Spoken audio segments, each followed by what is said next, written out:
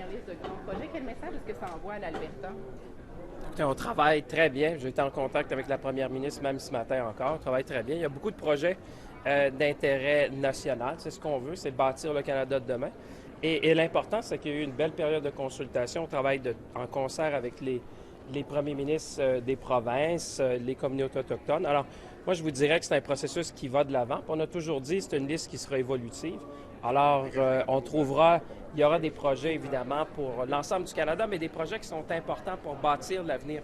On doit vraiment redéfinir le Canada, bâtir pour l'avenir des projets d'intérêt stratégique. Est-ce que ça pourrait fragiliser l'unité nationale? Est-ce que ça pourrait fragiliser? There's no bad message. The fact that we're here in Edmonton is a great message. I was in touch with the Premier this morning on different issues. We work very well with Alberta. And we always say the list would be evolving. What we need is a project of strategic national interest for the country. We need to rebuild this country. We need to face the moment and be bold and ambitious. That's what the project of national interest are all about. So, there'll be more to say, but we'll be here for 2 days now. Est-ce que vous pensez qu'un nouveau... Monsieur Champagne? Pas madame. Ça va être annoncé sous peu, donc je ne vais pas spéculer sur quelque chose qui n'est pas officiel. Mais vous, est-ce que vous êtes rassuré? Ancien environnementaliste. Je suis encore environnementaliste, je vous rassure. Écoutez, je ne vais pas commenter sur des spéculations. Il y a une annonce qui s'en vient. Mais quel I won't message? comment on something that's not official. Mais... And there's an announcement that's going to be made soon. The Prime Minister said so. So the information is coming. Est-ce que vous Une dernière question. Sur les cibles de 2030, 2035, est-ce que vous avez entendu les commentaires publics là-dessus? Est-ce que vous seriez ouvert à une révision de ces cibles-là, vous, personnellement? Écoutez, les changements climatiques demeurent un enjeu prioritaire pour notre gouvernement. Il y a plusieurs choses qui sont déjà en place, plusieurs mesures qui sont la tarification industrielle, le règlement sur l'électricité propre, le règlement sur les carburants propres. Donc, il y a beaucoup de choses que nous avons mis en place. Nous continuons d'avancer avec ces mesures-là. Il reste évidemment du travail à faire. Merci. Ce serait hors de question. Il n'y a pas de pipeline sur la première liste de grands projets. Est-ce que pour vous, c'est une bonne nouvelle? Ça ne vous dérange pas? Vous étiez indifférent à l'idée d'un pipeline? Ça dépend du projet. Qu'est-ce que vous voulez dire? Ça dépend du projet, simplement. Qu'est-ce qui aurait fait un projet acceptable pour vous? Il faudrait voir le projet. Non, mais honnêtement, même question que vous. Là. Non, mais... Yeah. What do you think? Is it to go, stay? Is it being badly run? I think probably is in part being badly run. I've heard the statements by Pierre Poilievre. If he wants to continue to say the same dumb things he's been saying for 20 years, he can be my guest. That the program shouldn't be scrapped. It definitely needs to be fixed. It has problems. There's wide LMIA fraud in the program that continues to need to be fixed. We've started to reduce the overall numbers. We also have to have a conversation, I think, with industry that has gotten addicted to temporary work in Canada and have a conversation as to whether that is actually depressing wages, which is important, and preventing innovation. The fact that this country's gotten addicted to temporary foreign workers is a challenge. Bringing the number of temporary residents down from 7% to 5% is going to be a challenge in the next 2 years, but I think we can meet it. But I think we have to talk clearly, or at least understand clearly, what we're actually talking about. The program is comprised of, or at least temporary residents are comprised, 40% of international students, 40% of international mobility program, really important for the economy, and 10% of sort of a low-wage stream agricultural program, all with different purposes and objectives, and you can't just scrap them and come out and fire off media sound bites that will rally up anti-immigrant sentiments. We need immigration, whether we like it or not in this country, but I think we can have a reasonable conversation about it. And frankly, when you have premiers coming out and saying substantially the same thing, it's unproductive. Premiers, particularly in Ontario and BC, have shot up the number of international students that are working in programs or in industries that aren't commensurate with the degrees that those kids have gotten, and that's a problem. And for example, in British Columbia, the designated learning institutions, which are entirely under the jurisdiction of the province of British Columbia, a number of them could be shut down entirely by that same premier. So, the fact that 50% of those programs and institutions are in Surrey is an issue, and I think people are reacting rightly to the fact that in some cases we haven't been as judicious as we should be about who comes to this country and who is not allowed to come to this country. It's not a right to come into Canada. Est-ce que vous trouvez que... Sur les cibles de réduction des émissions de gaz à effet de serre pour 2030 et 2035, vous avez entendu les commentaires publics, vous allez en discuter. Est-ce que vous seriez personnellement ouvert à une révision à la baisse de la cible de 2030? Il faudrait regarder. Là. Je comprends le souci du premier ministre avec les défis présents de l'économie, mais il faudrait voir vraiment ce qu'il compte faire. Moi, personnellement, ça ne me tente pas de voir ces cibles réduites, mais il faudrait vraiment comprendre c'est quoi l'objectif, quelles sont les démarches qu'il faut prendre pour s'assurer que les Canadiens puissent vivre avec une économie qui marche, mais aussi un environnement qui est sain. Je pense que, justement, pour la jeunesse et pour les gens qui nous élisent, c'est très important d'avoir cet équilibre. Est-ce que vous trouvez... What's your view on the climate targets? I just said that in French, and I just think in my mind, we have to respect those targets. We have to figure out the steps needed to take place. It's always been the challenge of any country that is responsible to actually have a step plan to implement these programs. And you can spout out the objective to get this done, but it actually takes hard work and real changes in the economy to get things done. I trust the Prime Minister, and I trust the direction in which we're going, but I can look at this in an objective way as well. Est-ce que vous trouvez que M. Carney recule trop sur l'héritage environnemental? Just one second. Est-ce que vous trouvez que M. Carney recule trop sur l'héritage environnemental de Justin Trudeau? Ben, pour l'instant, il y a deux, trois choses. C'est à suivre.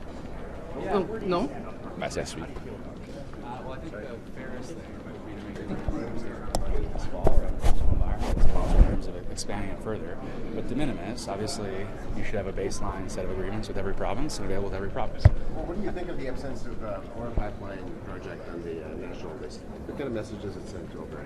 Well, let's see what the final list is in the end. And we confirmed there's no pipeline. What does it say? What does it say about no pipeline? Yeah. Well, I haven't seen. I got to see the full list before I comment on it. I haven't seen the list. Do you think the Prime Minister is actually committed to the pharmacare program? Because anytime he's been asked about it, he seems very mid on it. He's not all that interested. We had committed to protecting the progress we've made, but there was no commitment to extend the progress. And I think there's a recognition that this government wants to do lots of different things, and they can't do everything. But does that mean that it's only 4 deals and that's the end of it? Well, as I said, I think the fairest thing would be I don't think we have other provinces banging down the door right now and saying, let me in. They didn't cut the deals in the first place. But where provinces or territories want the same deal that others have, that's the fair thing in a federation like Canada. Are you guys hearing from any experts or other officials presenting to caucus today? Do you know? I don't know. I just got here. I don't know. Would you be comfortable with the government changing its climate targets? No. For 2030, 2035, would you be open to lowering the targets? Changing them at all? Backsliding on our commitments around climate. If you read values, it'll be a very odd thing for us to do. Okay, but one question on that. Do you think that Mr. Carney has, sorry, I don't know the term in English, reculé, moved back too much on Trudeau's environmental heritage? So I think there's an inflection point this fall where what matters is the totality of action in terms of us meeting our goals and the ability for us to meet our goals.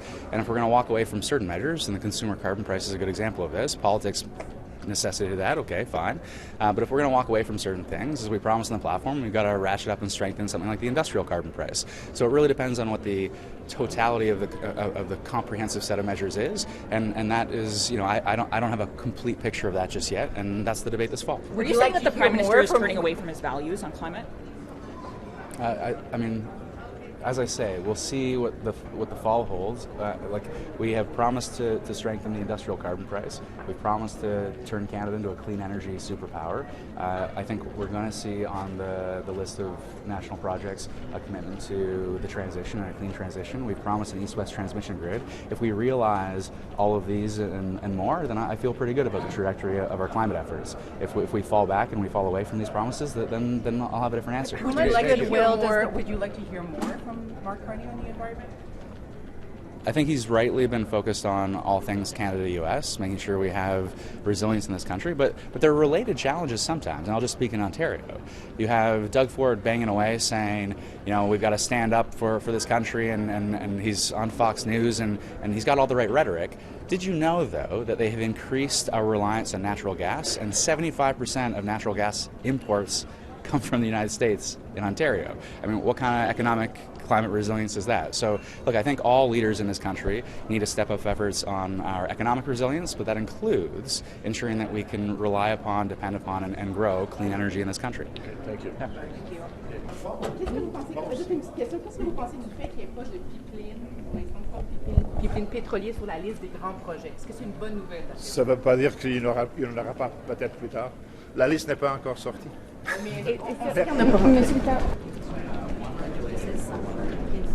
Of a country, this needs to come to an end. I think we need to make sure that international rule of law is protected.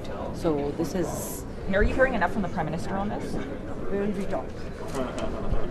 Sur les cibles de 2030-2035 de réduction des gaz à effet de serre, vous avez entendu les commentaires publics du Premier ministre, de certains ministres.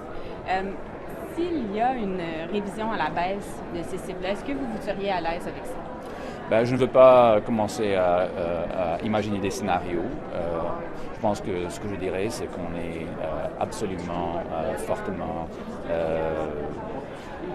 on est fort dans notre position, qu'on veut protéger l'environnement, mais aussi qu'on doit investir pour protéger notre économie et pour qu'elle grossisse dans les années prochaines. Mr. Baker.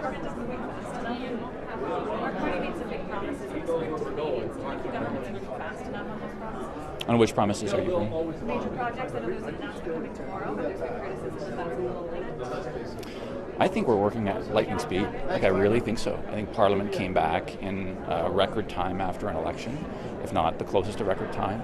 If you think look at the legislation we've already passed in that short time from the time the election was held until the summer session or the spring session was over, when you look at the announcements that have been made on a range of matters, when you look at the progress that's been made in our relationship with the United States, when you look at the announcements around the plans for Build Canada homes and sort of make housing more affordable for Canadians, on affordability measures and removing the carbon tax, lowering income taxes, in investing in our armed forces.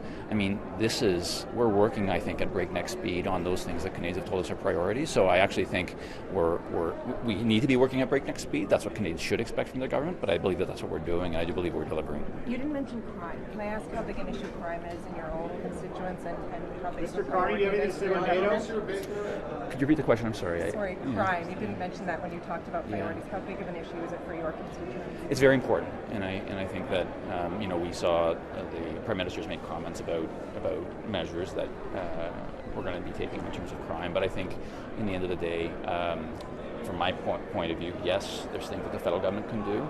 But as someone who represents a riding in the city of Toronto in Ontario, I also think it's important that the Ontario government also takes steps that we work in partnership with the provincial and municipal governments. Specifically in Ontario, we need the justice system to expand its capacity. We need more room in our jails, and we need more prosecutors and more judges, so that judges have the ability to not offer bail, to keep people behind bars who should be kept behind bars. So I think it's a partnership with all three levels of government.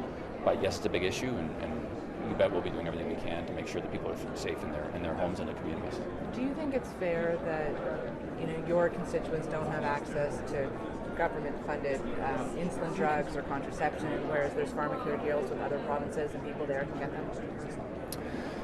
I think I would have to look into that further with you about the specifics of that, but I would say that I know that the needs and priorities in each province are different, and each community are different, and I think it's important that we recognize that when we're making these agreements. Should Ontario sign a deal with Ottawa, on pharmacare? Well, I believe Ontario should, and I think that my hope is that we're able to find an agreement with Ontario and with all provinces. Merci. Madame Joly, est-ce qu'on peut vous poser quelques questions? Oui, bonjour. Ça va bien? So apparently no one will be a pipeline project in the first tranche. What message does it send to Alberta, for instance? I think that, the list isn't out yet, so we'll see what's on the list. But in the end, it's about proponents, and it's about who puts, the best projects forward. The federal government's not going to unilaterally fund projects. It's incumbent on provinces and premiers to work with proponents, private investors, that want to fund projects. So we'll see. Let's see what's on the list. Let's not prejudge. The Alberta government has said the problem is that the reason why there's no proponent for an oil pipeline right now is because the current regulatory climate is bad for oil development. Do you think it should be changed? I think that.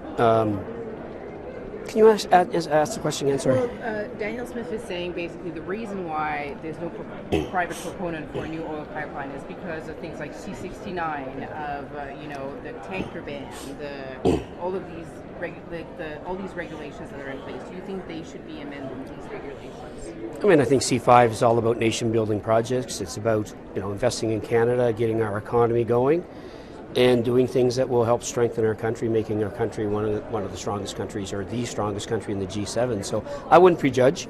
I think there's a lot of pavement on the road yet we need to drive, and let's see what happens tomorrow. Thank you.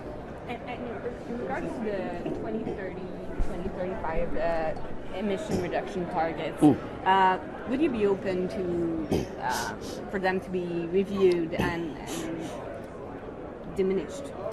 I mean, I think that Canadians are seized with the fact that the ground underneath us has shifted. It's a different world. I'd argue that Canada's not the same position it was even 6 months ago. So, I think that it's incumbent on us as a government and as elected politicians to look at everything and do what's best to secure our country, secure our economy, and build our country. Thanks. Hey, Corey, can I ask you about major projects? I'm wondering what your take is on the fact there may not be a pipeline underneath it. Well, the list will be announced tomorrow, as the Prime Minister has said, and I think any response is going to have to wait for that, for any of that. But I think what's important to keep in mind is the Major Projects Office is charged with a very big task. It is both facilitating those projects of national importance, but also making sure that all projects get to move forward in a more timely fashion and all projects have access to the funding that's necessary to build them. Do you think it's news for Alberta that there's no oil pipeline in this first place? I think the Major Projects Office and the projects of national interest is nothing but good news for Alberta and the country. This is going to be great. We're getting down to building here, and it's an exciting time. Do you think there should be a new oil pipeline built? What do I think personally about that? Yeah, I could see a lot of good cases for that because it would allow an awful lot of, redundancy. It's always a bit of a challenge when you only have one piece of infrastructure in case that piece goes down. But that said, we're talking about returns on investment. We're talking about attracting foreign capital. We're also talking about making sure that it is a project that is built in an environmentally and socially responsible manner with Indigenous partners. So lots of questions, and a lot of questions we can work through with people who are looking to bring forward projects, and, much more to come in the days, weeks, months, and years to come. It's been about 6 months since a lot of these things were announced, the Major Projects Office, those kinds of things before they got off the ground. Do you think that's moving fast enough for your constituents? Well, it's funny. 2 weeks ago was my 100 days on the job, so I'm pretty fresh on thinking about that. And I'll tell you something: the speed with which the Prime Minister is working, the tenacity with which he's working, is pretty incredible. I mean, nobody got the summer off. We were all working very, very hard. You had parallel paths of activity. A lot of them are coming forward at this point, and I think you can expect a very, very busy fall as we get down to building.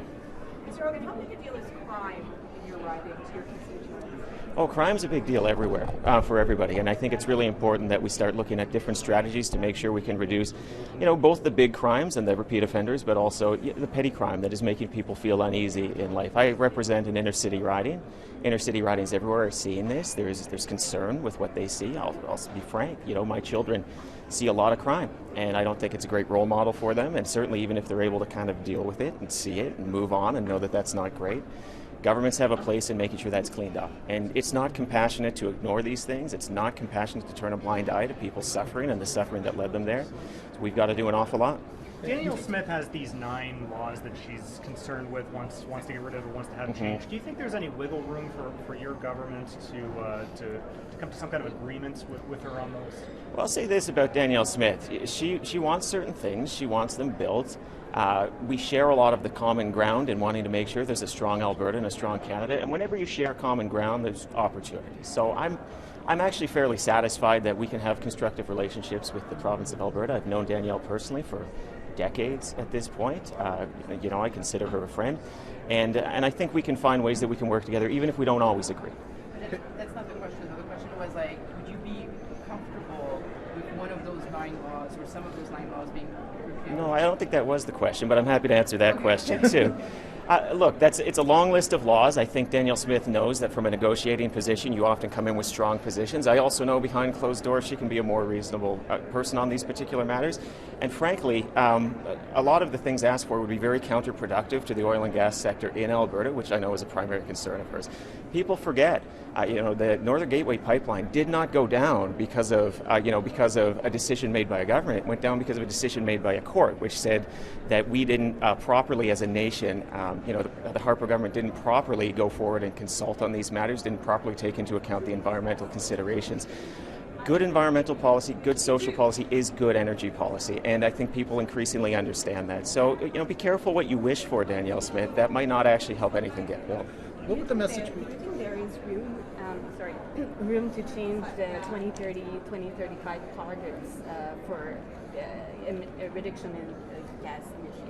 Well, I think that's a question for the Minister of Environment. I know she's also working on strategies, and she'll be bringing it out in the fall. It's not just the Major Projects Office that we've been doing a lot of work on throughout the fall, or throughout the summer to come out in the fall. So stay tuned. Mr. Wilkinson, are you going to be our new ambassador to Did you miss the podcast? I miss it deeply. Can we ask you about the environment? I have a serious question for you. So, roll back the carbon Sure you tax, do. Not Germany. What's the message to maybe voters who are concerned about the environment? Well, look, the goal well, hasn't on the fact that changed. there's no I think oil, we're always talking there's no about the oil pace. We're trying pipeline to on be the pragmatic. first. Certainly, when those policies were made. Well, I haven't seen the list, so I know you may have seen the list, but I haven't seen the list. I think folks have been clear that to get on the list requires that there is a proponent, that there is work that's been done with First Nations communities that would be affected by the project, and I expect that we will see that reflected in the list once it's announced. Today that she thinks she can work with your government. Curious what you think of the difference in tone now, given how combative that the federal government and Danielle Smith have been over the last 18 years. Well, I think Prime Minister Carney has invested a lot in bringing the premiers into conversations over the past number of months. That includes the work that's being done with the United States and the Team Canada approach there, but I think it also reflects the work that's been done with respect to implementing C5, and I think it's a positive thing that Danielle Smith is reflecting a bit more of a positive engagement. So, what are you looking for in these new measures that the Prime Minister alluded to today that are coming in lieu of some of the things that he's walked back, like consumer carbon tax, EV mandate? Well, I think what he said is that the government's going to bring forward a plan on carbon competitiveness, on climate competitiveness. I think that's consistent with the way he's talked about climate change. I've known him for a long time, and I've seen him at many climate conferences. It's consistent with the way he's talked about climate change. You need to think about how you turn it into an economic opportunity. That fighting climate change is important for the environment, but it's also important for the economy. I think you'll see that reflected in the plan. Well, what might those be? Well, I don't want to get ahead of the ministers. I'm not the Minister of Environment anymore, but I think you will see that in the short term. What's your reaction to the Teck Resources proposed purchase? This is an important Vancouver company. Obviously, it's something you watched in your former job. What's your reaction to that proposed purchase? Well, maybe I can speak to that as a British Columbia MP and as a Vancouver MP. Teck is a very important company in British Columbia.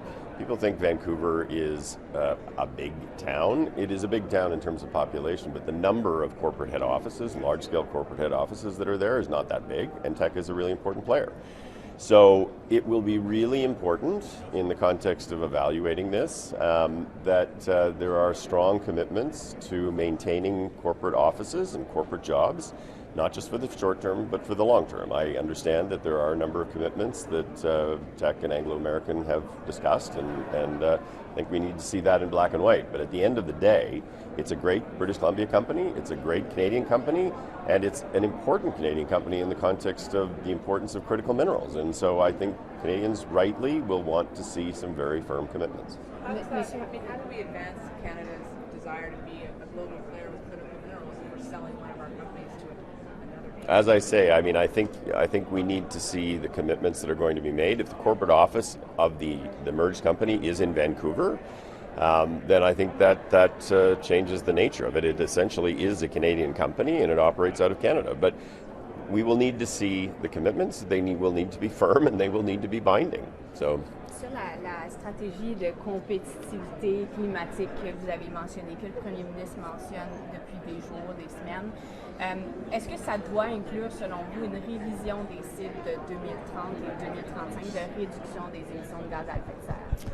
Well, c'est une décision pour le gouvernement et bien sûr, le gouvernement doit penser sur cette question, mais je crois que c'est très difficile de réduire les cibles sous l'accord de Paris.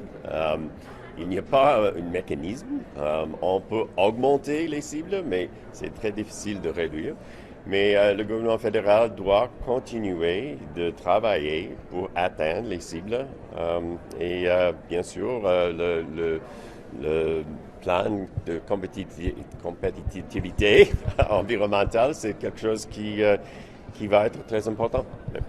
Thank you. Merci.